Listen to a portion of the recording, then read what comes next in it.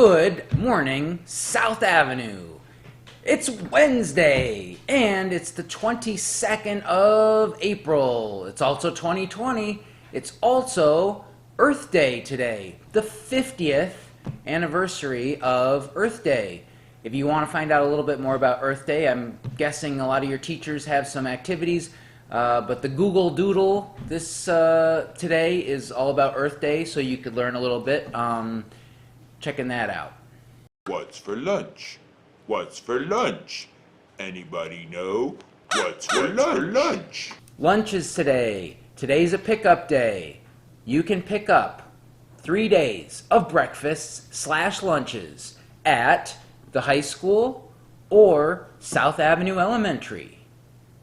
There's also groceries available, and the groceries are, you can drive through and pick up the groceries at the middle school. If you are walking, pedestrians can pick up groceries at South Avenue. The weather today, partly cloudy. The high will get up to close to 50, not quite getting there though. Lows in the low 30s. Noah Sierra in Miss Bender's class has been working on, I believe April is National Poetry Month, and he has appropriately been working on some poems, some springtime poems, and even done some artwork that goes along with them. So I am going to try to read some poetry for you. Spring Poems by Noah Sierra. Clouds fill the sky all over. The fresh smell of cut grass everywhere you go. Flowers are blooming everywhere. Watch the clouds on the grass. Oh, spring, what a wonderful season. And the second poem is about the wind. I gotta say I love the wind, so I love poems about the wind too. All right, here we go. The Wind by Noah Sierra. The wind howls all day. Though it is fresh, it makes me shiver. The wind can be angry. The wind can be calm. We should protect the wind, not pollute it. Well, thank you so much for sharing that with us, Noah. We really appreciate it. Loving these poems and the artwork. Nice job. So in Google Classroom, for my classes, I am going to share some links to some information about vernal pools.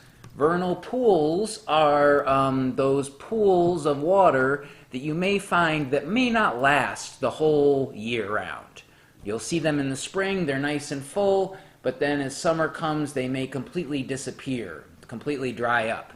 And these kind of pools make great habitat for some amphibians. The reason being, they can lay their eggs there, and no fish are in these pools. Obviously, fish aren't going to survive if they completely dry up. But amphibians, as so many of you know, only spend parts of their lives in the water. And so in the spring, the eggs can get laid, they can have a chance to grow up, and then when by the time the pool dries up, hopefully those amphibians are on their way to the part of their lives where they don't need that water.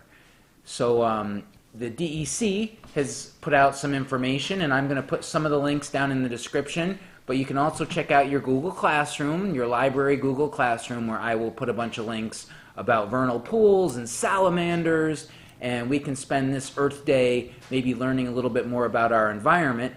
And I'm kind of excited about this. I am going to try and take a little field trip today out to some vernal pools near my house. I actually was out yesterday running past some of these pools and got a little bit of video. I think I saw some egg masses. So if you remember Miss Bender's video a while back of the egg masses, that may very well have been a vernal pool she was in, I don't know. But I'm thinking I'm going to go check it out and take a closer look. But I did get a few videos. Maybe you can see some of the egg masses that I saw in this pool by the rail trail.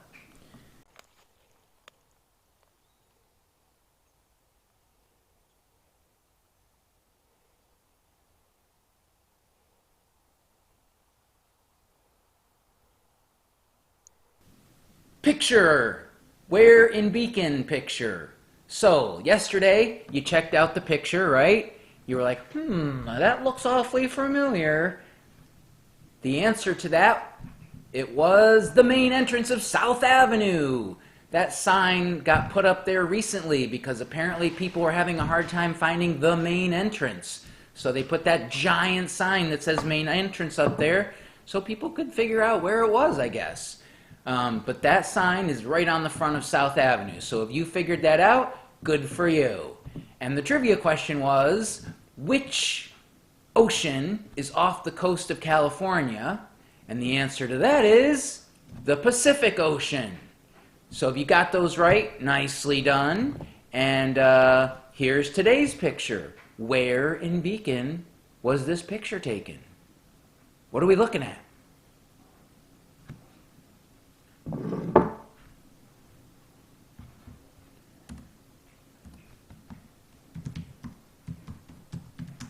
Okay, and our trivia question, so we got our picture. Our trivia question of the day is, how many pairs of wings does a bee have? How many pairs of wings does a bee have? So write those down or put them in your lockbox up here, and we'll get the answers tomorrow. All right, South Avenue, it was a quick one today. I'm going to head into school to do some work and get some software loaded on my computer so I can use some of our USB microscopes. I'm super excited about this, and hopefully I'll be able to use them when we do our little field trip to the vernal pool. But in the meantime, check out this video from the DEC and all the other stuff that teachers have sent me. I will get it on ASAP. Sony Walkman keep us walking. De La Soul can help you breathe when you tread water.